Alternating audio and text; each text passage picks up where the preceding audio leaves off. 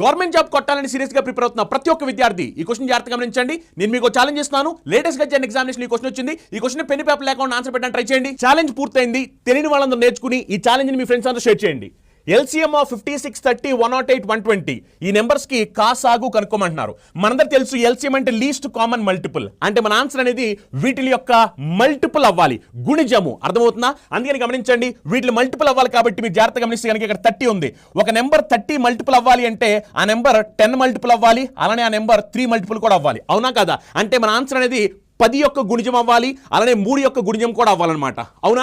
అందుకని గమనించండి, 10 యొక్క గుణిజం అంటే లాస్ట్ డిజిట్ అనేది 0 ఉండాలి. మన ఆన్సర్ లాస్ట్ డిజిట్ 0 ఉండాలి. ఇక్కడ 0 లేదు, రాంగ్ ఆన్సర్. అలానే ఇక్కడ చూడండి, ఇక్కడ లాస్ట్ డిజిట్ 0 ఉంది, ఇక్కడ 0 లేదు, రాంగ్ ఆన్సర్. ఇవి ఇక్కడ 0 ఉంది. అంటే ఈ రెండిట్లో ఏదో ఒకటి ఆన్సర్ అవ్వాలి. నెక్స్ట్ మీరు గమనిస్తే కనుక 3 చేత భాగించబడుతుంది అంటే ఖచ్చితంగా ఆ నెంబర్ 9 చేత కూడా భాగించబడుతుంది అర్థం అనమాట. అందుకే ఇప్పుడు ఏం చేయబోతున్నాను అంటే నేను డివిజిబిలిటీ రూల్ ఫర్ 9 కట్టబోతున్నాను.